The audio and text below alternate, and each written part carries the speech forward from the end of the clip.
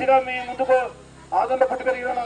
వైద్య రీతిలో వంశీ చేతన హాస్పిటల్ ఎంతోమంది సేవలు అందిస్తాను, గర్భవతులుగా ఎంతోమంది సేవలు అందిస్తాను, తక్కువ చేస్తాను, చాలా మంది ఫ్రీ కూడా చేశాను. కరోనా టైంలోన ఎన్నో ప్రాణాలు కాపాడుతున్నాడు. అంటే అన్నం పెట్టాడు, పంతులు ఎక్కడికి వచ్చి అన్నం పెట్టాడు. అన్నం పెట్టే బుద్ధి లేకపోతే నువ్వు ముందుకు వచ్చిన అన్నం పెట్టాడు. అది ఆలోచించాను. గ్రామ ప్రజలు చెప్తున్నా, ఒక్కసారి అవకాశం మార్పు కొడుతుంది. అదనంతా మార్పు అంటున్నది. మనం మార్పుకొని లోకల్ వ్యక్తికి నాకు ఆశీర్వదించాలని కోరుతూ, ఎందుకంటే అస్సాము గతంలోనే బీజేపీ పుట్టింది, కాంగ్రెస్ పార్టీ మన భారతదేశంలో పుట్టిన పార్టీ అంతా కాంగ్రెస్ నుంచి పుట్టినవే కానీ స్వతంత్రంగా పుట్టింది కాదు. ఇది కాంగ్రెస్ తల్లి పార్టీ. ఈ తల్లి పార్టీకి మనము ఈ రోజు ఆశీర్వదించిన పరిస్థితి ఉంది.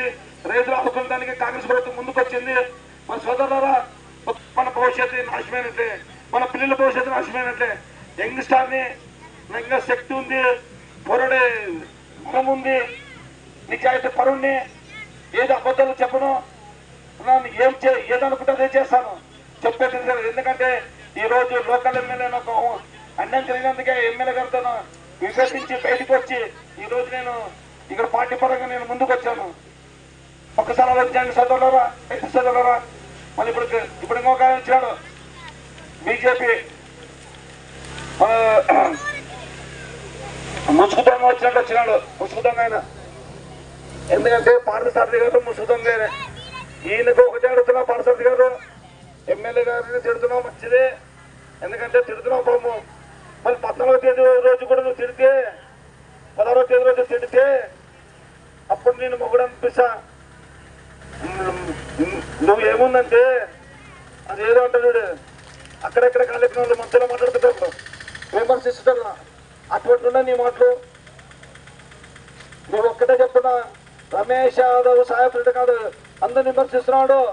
సాయిరెడ్డి రేపు 14 కాదు, 14 13 రాత్రి ఉంటాడు, 14వ తేదీ రాత్రి ఆదరణ ఉంటాడు. ఎప్పటికైనా ఇక్కడ లోకల్ ఉన్నాడు. లోకల్ వ్యక్తి ఎవరికి భయపడు, ఎవరిని చూడు, ముక్కు సూటి న్యాయం కోసం ఎక్కడికైనా వెళ్తా. ఎవరిని వదిలేను. నువ్వు ఏమయ్యా 14వ తేదీ అయితే నువ్వు పారిపోతావు. ఎక్కడికి చిత్తూరు పోతాడు ఈ మనిషి. నువ్వు మాట్లాడినంత కాదు, ఇక్కడ అందరినీ మనం పట్టించి పారిపోయే రకము ముసుగుతాం అంటారు. ఎందుకంటే మనకి రంకులు పెట్టి పారిపోయే రకంగా ముసుగుతాం అంటారు ఈ మనిషిని. మరి ఇటువంటి వ్యక్తికి, నాన్ లోకల్ వ్యక్తికి మనము ఏదన్నా సమస్య వస్తే నాన్ లోకల్ వ్యక్తి ఉంటాడా, చిత్తూరులో ఉంటాడు. ఇప్పుడు 3 సార్లు ఎమ్మెల్యే గెలిచిన మీనాక్షి అయితేనే, సాగుడు అయితేనే ఇంటికి పోతే గంట 2 గంటలు, లేదా 1 రోజు 2 రోజులు 3 రోజులు వెయిట్ చేయాల్సిన పరిస్థితి వస్తుంది. మళ్ళీ ఇది ఆడుంటాడు చిత్తూరు పోతే.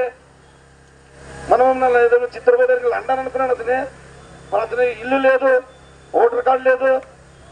మళ్ళీ ఇల్లు అతని పల్లెకి మోసే మొక్కలు ఉన్నారు మిషాలు చూసుకొని. టీడీపీ ప్రభుత్వంలో మిషాలు చూపుతున్నారు, వైసీపీ ప్రభుత్వంలోనా అదే జనసేన ప్రభుత్వంలో బాగా మిషాలు ఉన్నాయి. మిషాలు లేని ఎత్తుకోబోతున్నాను పల్లెకి, మిషాలే లేని వ్యక్తికి మీరు ఎత్తుకోబోతున్నాను. అరే రోషం ఉన్న వాళ్ళు నువ్వు తెచ్చుకోలేకపోయి ఆల్మడి నాలో లోకలకి అడపొందినానికి ఇప్పించి నిలబెట్టి నువ్వు పొడి చేయి, నేను సభస్ అనిపిస్తా. అందరికి బయట అతని సంపద బయటల కోసం మోపుతున్నాం అన్నీ నడుతున్నా. ఒక్కసారి ఆలోచించండి ప్రజలారా. వీళ్ళు అంతా ప్యాకేజ్ ఉంటేనే మాట్లాడతారు. కింద కాళ్ళు వదిలేసే రకం. ఒక్కసారి ఆలోచించండి. అస్సం గుర్తేస్తే మీకు 24 గంటల సేవలు అందించుకుంటూ మీ అందుబాటులో ఉంటాను. కంపల్సరిగా మీ అన్నదండలతో ఉంటాను. ఒక్కసారి ఆలోచించి నాకు అస్సం గుర్తుకేయండి, నన్ను అస్సంలో పంపించండి. రైతు కొరకగా ఒక రైతు సమస్య ఏమన్నది ఫస్ట్ నేను పరిష్కారం చేసేది. ప్రభుత్వం ఏదో వస్తుందో నాకు తెలీదు. ఇది ఆంధ్రప్రదేశ్లో సెంట్రల్ అయితే ఖచ్చితంగా కాంగ్రెస్ వస్తుంది. ఎవరు వచ్చినా పథకాలు చేస్తారు. కానీ నేనైతే ఆదోనికి నీళ్లు తెప్పించేంత వరకు నిద్రపోను. ఎందుకంటే మనకు నీరే మెయిన్. ఆ నీళ్ళు లేకపోతే బతకలేము. అలా నీళ్ళు లేకపోతే కంపల్సరిగా నీళ్లు తెప్పించే తెలుసా. ఎందుకంటే తాగునీరు కంపల్సరిగా. ఈ నీళ్ళు ఉన్నా చూడనా, అన్ని పనులు పక్కన పెట్టి లైన్లో ఉండవా, నీళ్ళు వస్తున్నావా, ఇంత పెద్ద గ్రామ పంచాయతీలోనా ప్రతి పల్లెలో నీళ్ళు సమస్య. మరి ఎందుకన్నా ఈ 20-30 ఏళ్ళు పాలిస్తున్నారు వీళ్ళు. నీళ్ళు సమస్య తీర్చుకోలేకపోతే మనం ఒక లేదమ్మా అంటున్నా. నేను అవి చేస్తాను చెప్పినా. ఆదానికి 3 చేయాలనుకున్నాను. మొదటిది నేను తాగునీరు సాగునీరు పేద ఈ గ్రామాలకు టౌన్కు కంపల్సరిగా నేను చేసి చూపిస్తా. రెండవది మనకు పరిశ్రమలు కొత్త మిల్లు రాయలసీమ పనులు ఇంకో విషయం చెప్తా. ఈ మన మోడీ గారు మంచి